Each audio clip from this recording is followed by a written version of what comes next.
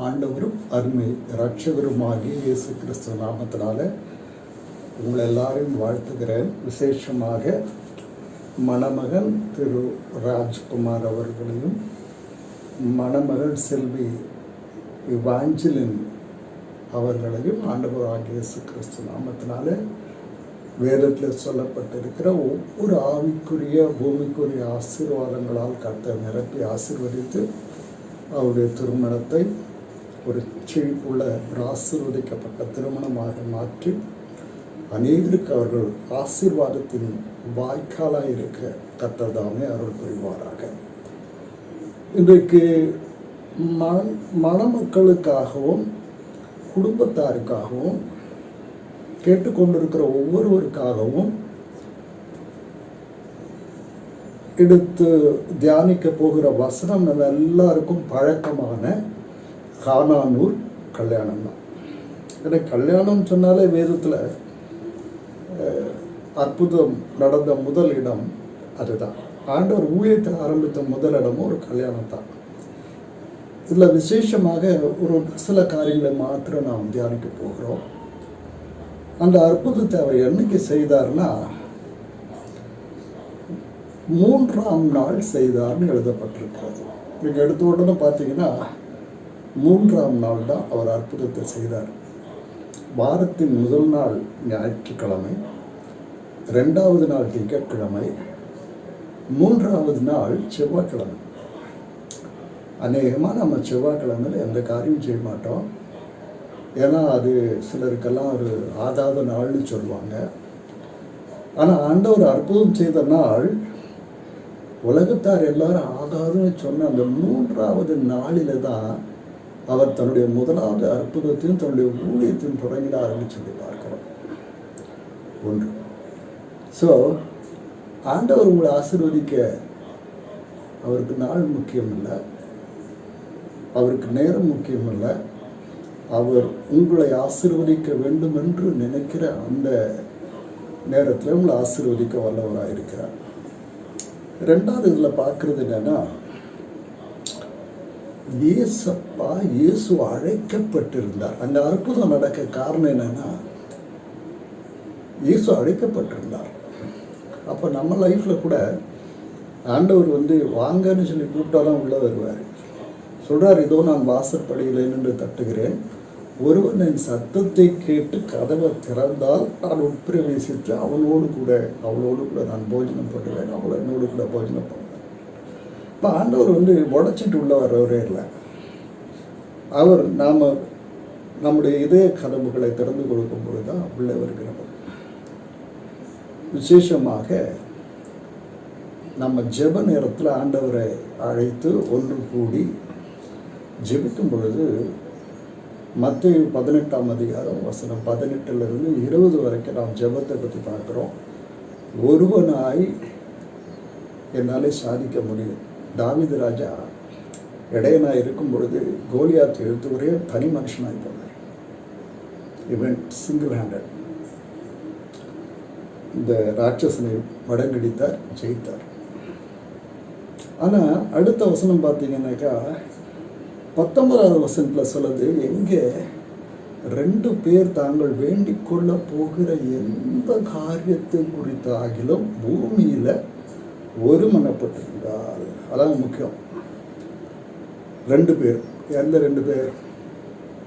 பாஸ்டரும் விசுவாசியும் இல்லை, வரம் பெற்றவர்களும் வரம் பெறாதவர்களும் அப்படியும் இல்லை. இந்த 2 பேர் யாருன்னு சொல்லி பார்த்தீங்கன்னாக்கா கணவனும் மனைவியும் தான். போன மாதம் எனக்கு 18ஆம் தேதி காலையில் ஹார்ட் அட்டாக் வந்தது. கொண்டு போய் ஹாஸ்பிட்டலில் சேர்த்தார்கள். எனக்காக எல்லாரும் ஜெபித்து கொண்டிருக்கிற உங்களுக்கு நான் நன்றி உள்ளவனாக கடமைப்பட்டவனாக இருக்கிறேன். அது அதிக பாரத்தோடு நான் பார்த்து வரைக்கும் ஜெபித்தது யாருன்னு சொன்னால் என்னுடைய மனைவி தான். பல விஷயங்கள் எனக்கு என் மனைவிக்கும் கருத்து வேறுபாடுகள் இருக்குது, இல்லைன்னு சொல்ல மாட்டேன். நாங்களும் மனுஷங்க தான். ஆனால் ஒரு பிரச்சனைன்னு வரும்பொழுது எனக்காக அதிக பாரத்தோடு ஜெபிச்சுதான் நான் கண்டுபிடித்த ஒரு நபர் யாருன்னா என்னோட மனைவி, 2வது என்னோட மகள். மூன்றாவது என்னோட மருமகன். மருமகன்னு சொன்னால் தப்பான வார்த்தை, மகன் தான் சொல்லணும். ஜான் வந்து எனக்கு ஒரு மகன் தான். ஆக வாலிபத்தில் நான் என்ன செய்வேன்னா, நல்ல வரம் பெற்ற ஊழியர்காரர்களோடு கூட சேர்ந்து செபிப்பேன். இப்போ ரீசெண்டாக கூட கொஞ்ச நாள் வரைக்கும் நாங்கள் ஊழியர்களாக கூடி செபிப்போம். அதில் தப்பு கிடையாது, நல்லது. ஆனால் அதை விட பவர்ஃபுல்லான ப்ரேயர் எனக்கு எங்கே இருக்குன்னா, எங்கே என்னோடய ஜெபத்துக்கு நல்லா பதில் கிடைச்சிருக்குன்னா, நானும் என்னோட மனைவியும் என்னோட மகளும் என்னோட மருமகனும் பேர பிள்ளைகளுமாக நாங்கள் குடும்ப ஜெபம் பண்ணுறோம் பார்த்தீங்களா, அதில் தான் பவர் இருக்குது, ஆசீர்வாதம் இருக்குது. அநேக நேரத்தில் நம்ம அதை இழந்து போகிறோம், மற்றவர்களோடு நாடி போகிறோம், தேடி போகிறோம். ஒன்றும் பிரயோஜனப்படும் நான் சொல்கிறதுக்கு இல்லை, படலாம் படாமலும் போகலாம். ஆனால் இங்கே 2 பேர் அவர்னு சொல்லும் பொழுது அது கணவன் மனைவி தான் குறிக்கிறது. அருமையான தேவனுடைய பிள்ளைகள், நாம் எவ்வளவு குடும்ப ஜெபத்தில் கணவன் மணியாக ஒருமனப்பட்டு நமக்குள்ள 1008 டிஃப்ரென்ஸ் வரும். அதை பற்றி எனக்கு அவ்வளோ கிடையாது. ஒருத்தர் பிடிக்கும், ஒருத்தர் பிடிக்காது, அது வேறு கதை. ஆனால் ஜெப நேரத்தில் நாம் ஐக்கியப்பட்டு நம்ம ஆண்டவரை நோக்கி பார்க்கும்பொழுது 2 பேர் தாங்கள் வேண்டிக் கொள்ள போகிற எந்த காரியத்தை குறித்தாயில அண்டர்லைன் த வேர்ட், எந்த காரியம், what ever it may be, அது என் பிதாவினால் ஆகும்னு சொல்கிறார். 3வது சொல்கிறாரு, 2 பேராவது 3 பேராவது என் நாமத்தினால எங்கே கூடி இருக்கிறார்களோ அங்கே அவர்கள் மத்தியில் இருக்கிறேன்னு வாக்கு பண்ணியிருக்காரு. 3 பேர், இப்போ இவங்க 2 பேராக இருக்காங்க. ஒரு வருஷம் கழித்து இவங்க 3 பேராக மாறுவாங்க. அப்புறம் 4 6 ஆகிறதுலாம் அது அவங்க விஷயம். அதுக்கு நான் வரல, கவர்மெண்ட்டுக்கும் அவங்களுக்குள்ள பிரச்சனை, நான் தலையிட முடியாது. ஆனால் அட்லீஸ்ட் 3 பேர், கணவர் மனைவி பிள்ளை, கை குழந்தைய கூட இருக்கலாம், நோ ப்ராப்ளம். அப்படி கூடி குடும்ப ஜெபம் பண்ணும் பொழுது தான் கர்த்தர் நம்மளோட மத்தியில் வருகிறார். அன்னைக்கு ஏதேன் தோட்டத்தில் குளிர்ச்சியான மாலை வேளையில் ஆதாம் ஏவாளோடு ஒன்றா இருக்கும்போது கூட வந்து விழாவின கர்த்தர் இந்த குடும்ப ஜெபத்தில் நம்மளோட மத்தியில் விழாவார். அது கொஞ்ச நேரம் கூட இருக்கலாம், ரொம்ப நேரம் மணிக்கணக்காக ஜெபம், வேலைக்கு போவோம், வருவோம், வீட்டு வர பல பிரச்சனைகள் இருந்தாலும் அந்த நாம் கூடி குடும்பமாய் கணவன் மனைவியாய் பிள்ளைகளாய் ஜெபிக்கிற ஜெபத்தை ஆண்டவர் கேட்டு தான் ஆசீர்வதிக்கிறார். அப்போ குறைவுபட்ட உடனே அது காதுக்கு வருது, மரியாளோட காதுக்கு வருகிறது. ரசம் குறைவுபட்டது அப்படின்னு மரியாளோட காதுக்கு வந்த உடனே அவருடைய தாயாகிய மரியாள், பரிசுத்த மரியாள் என்ன செய்கிறாங்கன்னா ஒரே வார்த்தை சொல்கிறாங்க. இன்னைக்கு கூட நீங்கள் அவருடைய தாயாகிய கனி மரியாள் அவர்கள் பரிசுத்த வாக்கு, அவங்கக்கிட்ட போய் நீங்கள் ஏதாவது அவங்க பெட்டிஷன் கொடுத்தா அவங்க ஒன்று தான் சொல்லுவாங்க, அவர் உங்களுக்கு சொல்லுகிறபடி செய்யுங்க, டூ வாட் ஹீ சேஸ். அவ்வளோதான் அவங்களுடைய ஆன்சர் இதுவாக தான் இருக்கும். ஏன்னா அவங்க அங்கே தான் சொன்னாங்க, அவர் என்ன சொல்கிறாரோ அதை செய்யுங்க. சரி, இப்போ ஆண்டவர் அன்னைக்கு இருந்தார் மாம்சத்தில், அவர் சொன்னதை செஞ்சாங்க. ஆனால் இன்றைக்கி எங்கே போவோம்? கவலைப்படாதீங்க. ஏன்னா ஆண்டவர் வந்து உங்களோடு கூட பேசிக்கொண்டே இருக்கிறார். எதை கொண்டு பேசுகிறார்னா, ஆண்டவர் வேத வசனத்தை கொண்டு நம்மோடு கூட பேசுகிறார். நீங்கள் இப்போ பைபிள் எடுத்து வாசிக்கும் போது சில வசனங்கள் உங்களுக்கு பேசுகிறது உங்களுக்கு நல்லா தெரியும், கேட்கும். Actually it's audible. 2வது, கர்த்தர் தன்னால் அபிஷேகம் பண்ணப்பட்ட தேவ ஊழியர்கள் மூலமாக உங்களோடு கூட பேசுவார். ஒரு தடவை இட்டார்சிங்கிற இடத்துக்கு, மத்திய பிரதேசத்துக்கு நான் ஒரு கூட்டத்துக்கு போயிருந்தேன். அமெரிக்காவிலேருந்து வந்து ஒரு வெள்ளைக்கார், அவருக்கு என்ன யாருன்னு தெரியாது, எனக்கு அவர் யாருன்னு தெரியாது. அந்த கூட்டத்தில் 10,000 பேருக்கு மத்தியில் என்னை குறித்து அவர் ஸ்ட்ரெயிட்டாக பேசுகிறதை என்னால் உணர முடிந்தது. I was shocked. இப்போ கரெக்டாக விஷயம் தெரிஞ்சு பேசுகிற மாதிரி இருக்குது. அவருக்கு என்ன தெரியாது, எனக்கும் அவருக்கு தெரியாது, இன்னும் கூட தெரியாது. ஆனால் ஆவியானவர் தன்னால் அபிஷேகம் பண்ணப்பட்ட தேவ மனுஷர்களை கொண்டு உங்களோடு கூட பேசுவார். நம்பர் 3, ஆவியானவர் என்ன செய்வார்னா, மோசையோடு பேசினது போல அந்த எரியிற முச்செடியின் மூலமாய் பேசுவார், தரிசனத்தின் மூலமாய் பேசுவார். அமைதியாக போய் நீங்கள் ஜெபம் பண்ணீங்கன்னா அவர் தன்னுடைய சித்தத்தை உங்களுக்கு வெளிப்படுத்தி பேசுவார், தரிசனம் கிடைக்கும். 4வது எதுன்னு சொன்னால், 4வது முறை அவர்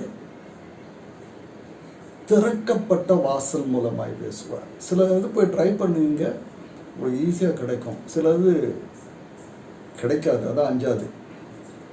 ட்ரை பண்ணுவீங்க, கிடைக்கும். கர்த்தருடைய கிருபையில் ஒரு தடவை அமெரிக்கா போயிட்டு வந்தேன். அப்போ போகும் பொழுது எனக்கு அங்கே போகணுங்கிற விருப்பம் இல்லை. என் மகன் அங்கே இருந்தால், அதனால தான் அங்கே நான் போனேன். ஒரு நல்ல ரவுண்ட் அடித்து நாளான சின்ன ஊழியத்தை செய்து திருப்பி வந்தேன்.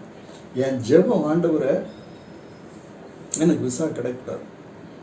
ஏன்னா அப்போ தான் ஒரு ஃப்ரெஞ்ச் ஏர்க்ராஃப்ட்னு நினைக்கிறேன், அது போய் அட்லாண்டிக்குள்ளே விழுந்துச்சு. அதனால் ஆண்டவரே நான் அங்கெல்லாம் போக முடியாது, எனக்கு முடியாது அப்படின்னு எனக்கு ஃப்ளைங்கில் ஒரு பயம் இருந்துச்சு. அப்போ நான் ஜெபித்தேன்.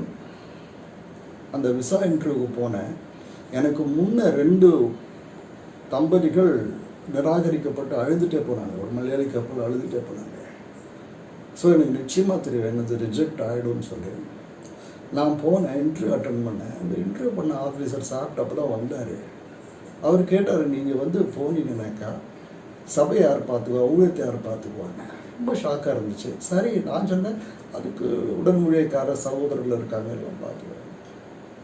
போங்க, நான் சொல்கிறேன்னாரு. நல்ல மனுஷன், விசா கொடுக்க மாட்டேன் அப்படிங்கிறத அப்புறமா சொல்கிறேன்னாருன்ட்டு நான் வந்துட்டேன். திடீர்னுட்டு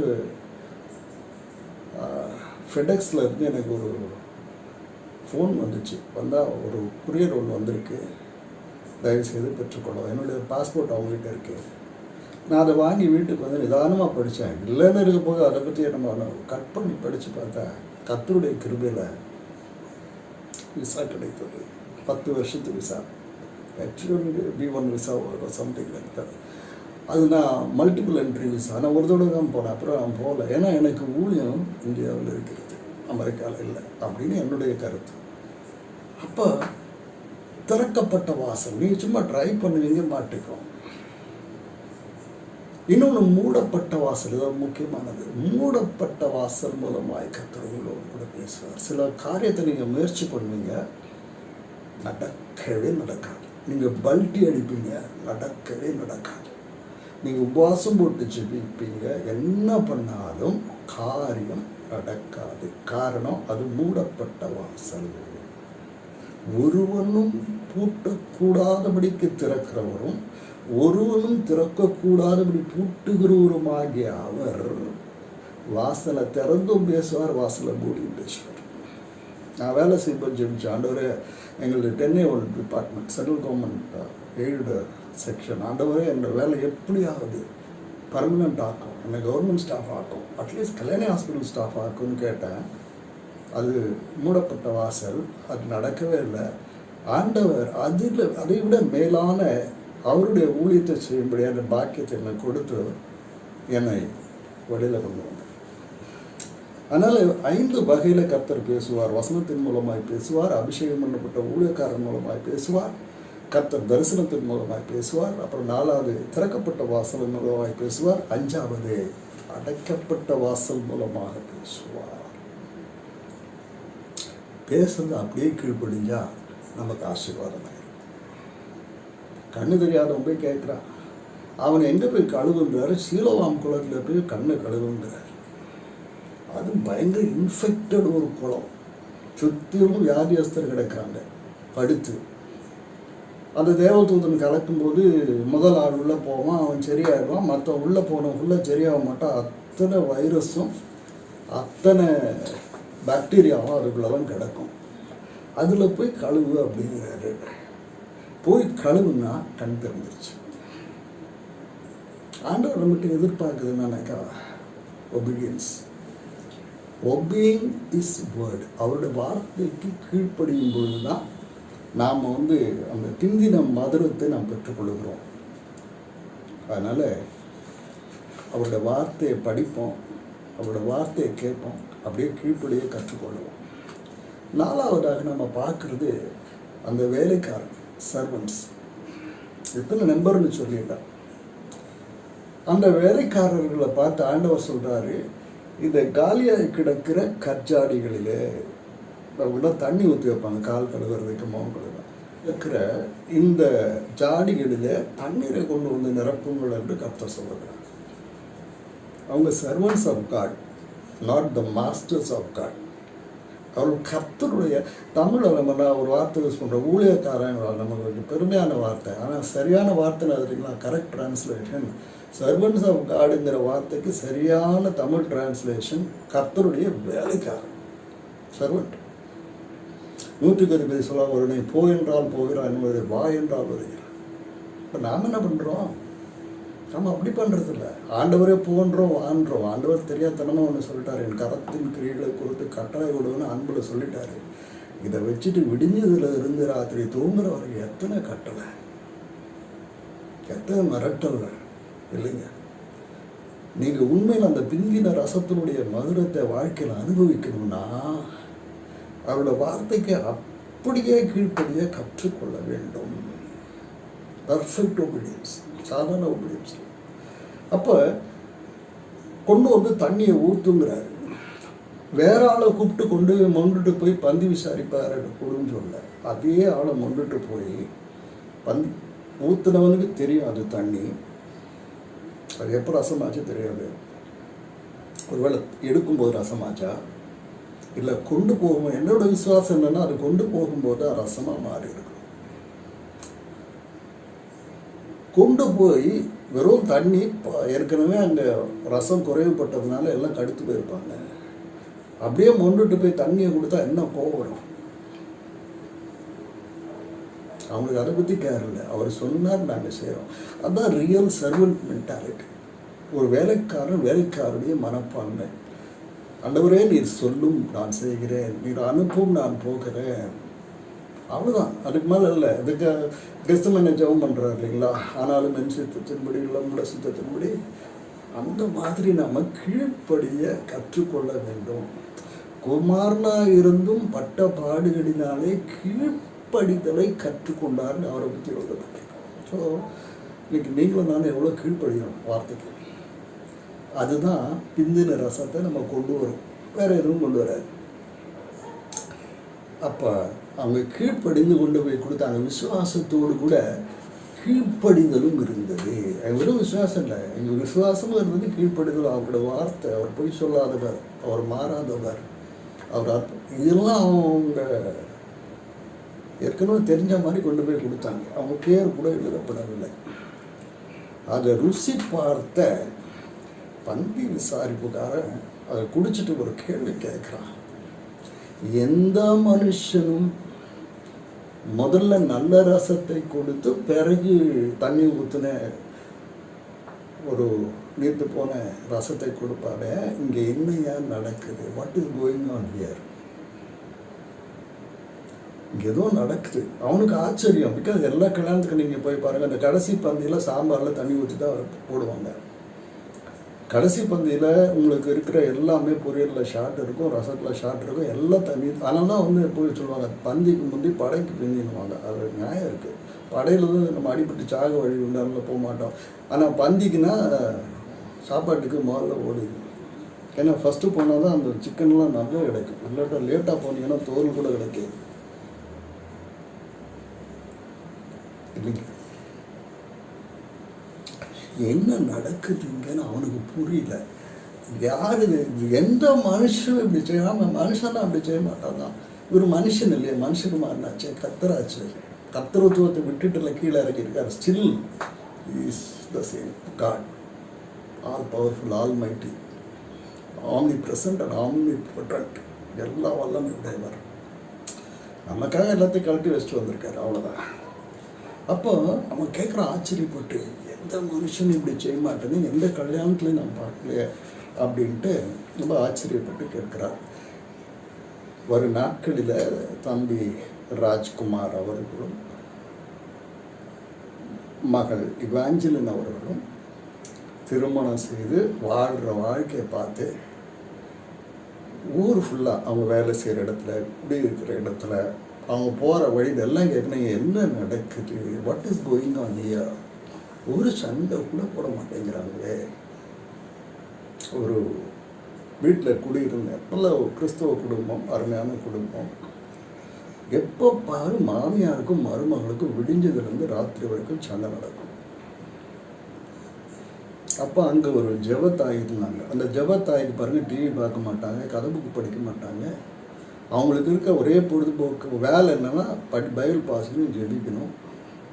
ரெண்டாவது அவங்க பொழுதுபோக்குன்னா இந்த மாமியார் மருமக சண்டையை பார்த்து ரசிக்கணும். அங்கே என்ன சண்டை நடந்தோ அதை எங்கள் வீட்டில் வந்து சொல்லுவாங்க, எங்களுக்கும் அது கீழே வந்து கேட்கும், அது ஊருக்கே கேட்குற மாதிரி சண்டை.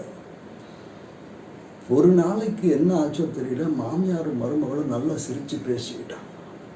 அன்னைக்கு அமைச்சு நேரம் மாடிக்கு வந்து சொன்னாங்க, இன்னைக்கு என்ன நியாயமாக இருக்குது தெரியுமா, மாமியாரும் மருமகளும் சண்டையே போட்டுக்கலையே அப்படின்னா. ஏன்னா அவங்களுக்கு டிவி கிடையாதுல்ல. ஸோ அவங்களுக்கு ஒரே என்டர்டெயின்மெண்ட் மாமியார் மருமகள் சண்டை. அன்னைக்கு சண்டை இல்லை, அன்னைக்கு குழப்பம் இல்லை, அன்னைக்கு வாக்குவாதம் இல்லை. அந்த மாதிரி அன்னைக்கு மாத்திரம் இல்லை, இந்த தம்பதிகள் மாத்திரமல்ல, கேட்டிருக்கணும் ஒவ்வொருத்தரும் ஏற்கனவே திருமணமானவர்கள் நீங்கள் ஆகப்போகிறவர்கள் எல்லாருமே நீங்கள் வாழ்கிற வாழ்க்கையை பார்த்து சுற்றி இருக்கவங்களாம் கேட்கணும், இங்கே என்ன ஏன் நடக்குது, எங்களுக்கு ஒன்றுமே புரியலையே. பாட்டுக்கு வர்றாங்க, சிரிக்கிறாங்க, பேசுகிறாங்க, சந்தோஷமாக இருக்கிறாங்க, வாக்குவாதம்லாம் கூட வருது, ஆனால் கடைசியில் அதெல்லாம் நல்லபடியாக ரொம்ப சந்தோஷமாக முடிஞ்சிருதே அப்படின்னு ஆச்சரியப்பட வைக்கக்கூடிய அளவுக்கு நம்மை வாழ வைக்கிறவர் நம்முடைய ஆண்டவராகிய இயேசு கிறிஸ்து. அப்போ இந்த கடைசியாக உங்கள் மத்தியில் சொல்ல விரும்புகிறது என்னென்னா, அங்கே என்ன குறைவுபட்டது?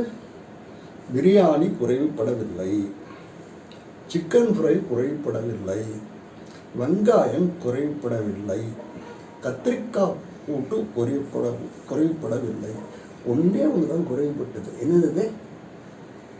ரசம், கனி ரசம், திராட்சை ரசம்.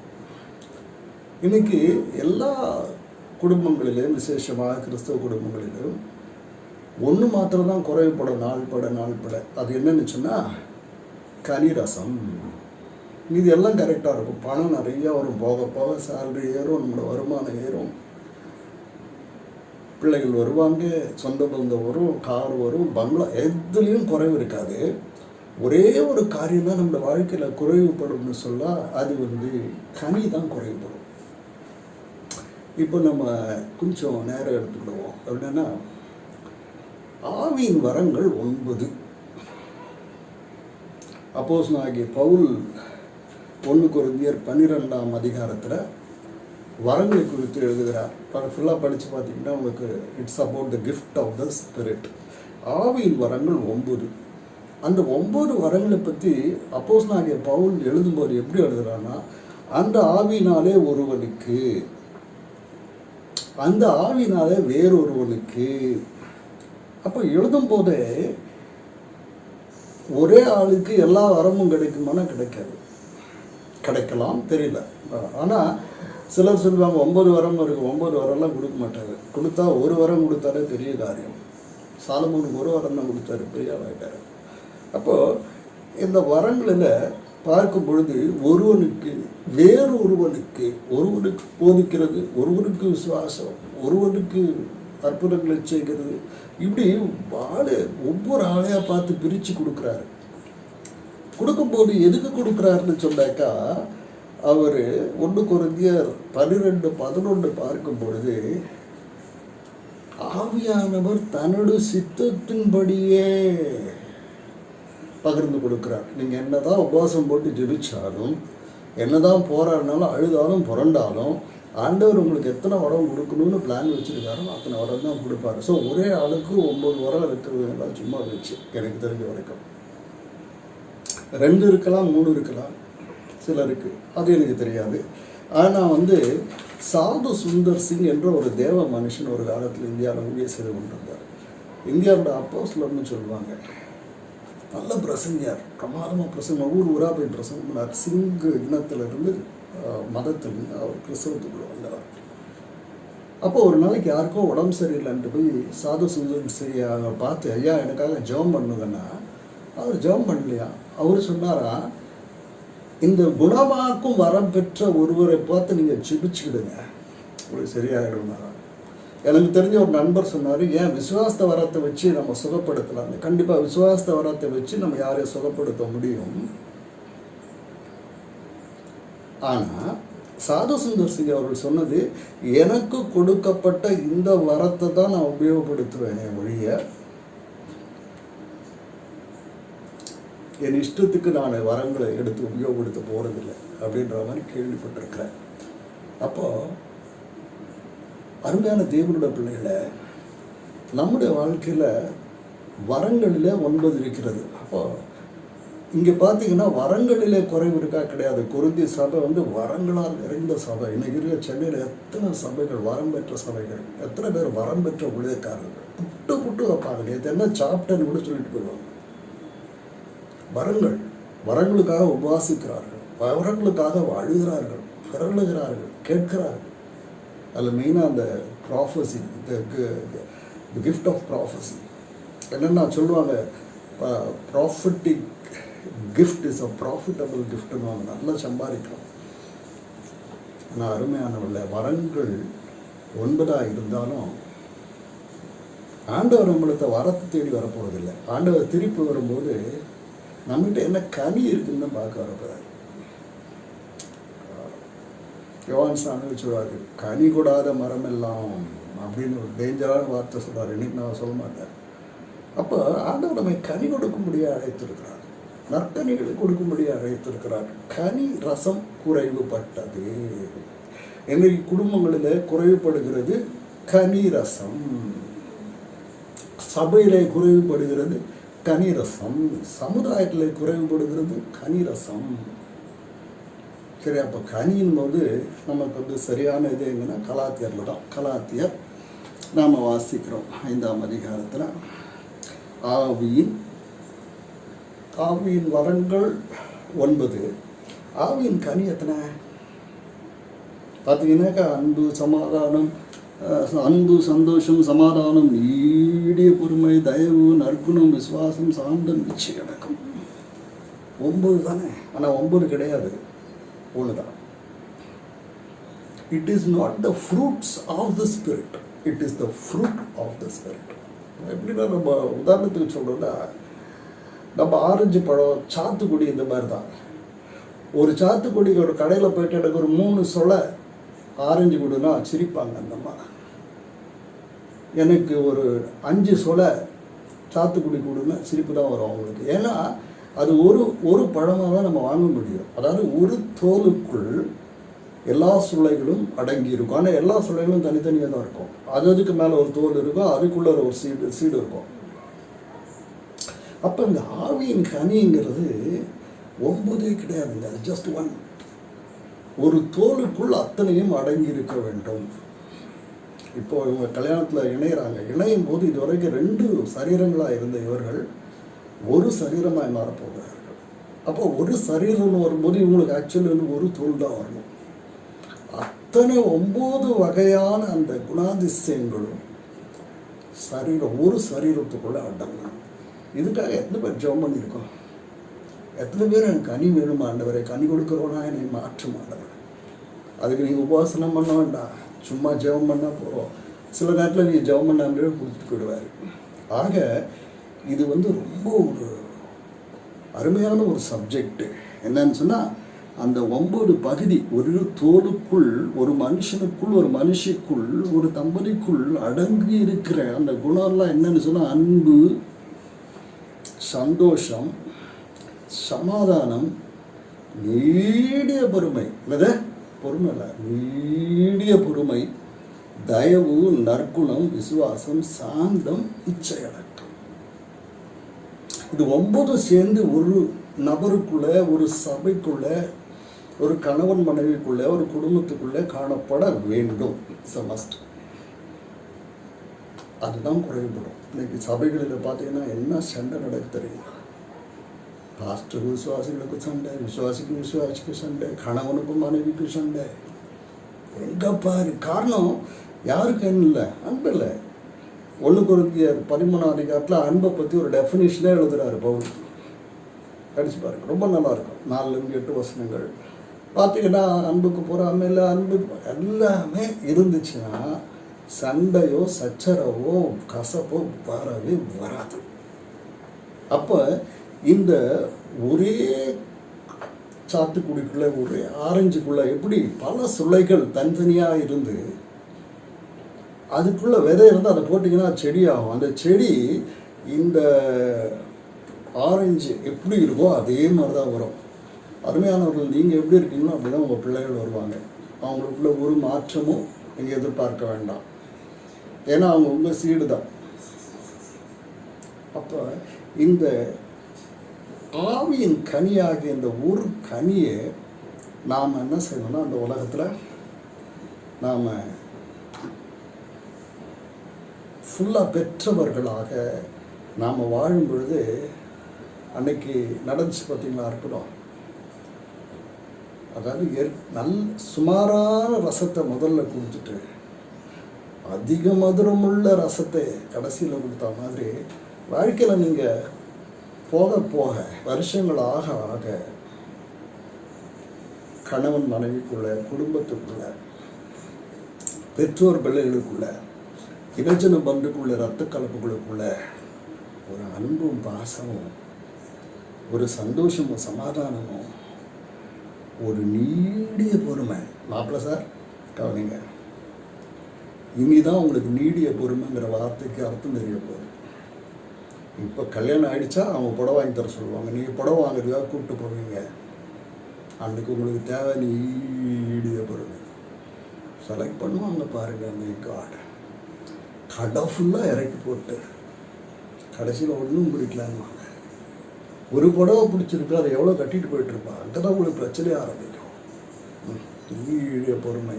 அந்த ப்ளவுஸ் மேட்சிங் ப்ளவுஸ்க்காக ஐயோ கர்த்தாவே, நான் எவனாவது புடவையோட ப்ளவுஸை ஒன்றா வச்சு விற்றான்னா அவனை ரொம்ப வாழ்த்துவேன். ஏன்னா இந்த மேட்சிங் ப்ளவுஸ் எடுக்கிறதுக்காக இந்த உலகப்படுத்துகிற பாடு இருக்குங்களா சகிக்கணும்.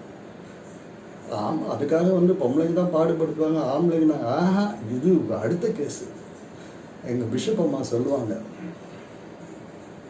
இந்த ஆளுக்கு நான் காஃபி போட்டு கொடுத்தே என் வாழ்க்கையில் பாதி முடிஞ்சு போச்சுடுவாங்க. விடாமல் காஃபி கேட்பார், யார் வந்தாலும் காஃபி, அது அவரும் முடிச்சுக்குவார்.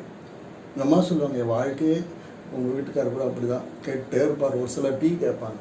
ஒரு வேலை செய்யுங்க, நீடிய பொறுமை உங்களுக்கு வேணும்னா அந்த டீ கடையில், நாயர் கடையில் ஒரு பெருசாக ஒன்று வச்சுருக்காரு தெரியுங்களா, ஜாரு, அந்த மாதிரி ஒன்று வாங்கி வச்சுக்கோங்க. கேட்குறாரோ இல்லையோ டீ போட்டு வச்சுக்கிட்டே இருக்கும். அருமையான தேவனுடைய பிள்ளைகளை, ஒரு திருமணம் இனிக்கணும்னா கணவன் மனைவி பெற்றோர் பிள்ளைகளுக்குள்ள நீடிய பொறுமை அவசியம்.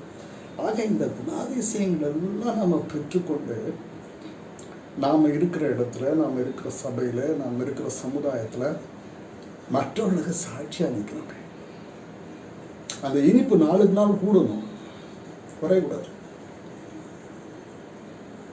அது குறையாமல் நல்லா நீடிக்கணும்னா ஒரே வழி, நீங்கள் ஆவியின் கனியினாலே நிரப்பப்பட்டிருக்க வேண்டும். அன்பாக இருக்கிற குடும்பத்தில் பிரச்சனை வருமா? சந்தோஷமாக இருக்கிற குடும்பத்தில் பிரச்சனை வருமா? சமாதானம் எல்லாம் வரும். வந்தாலும் கூட நீங்கள் என்ன செய்ய முடியும்? சால்வ் பண்ணிட முடியும்.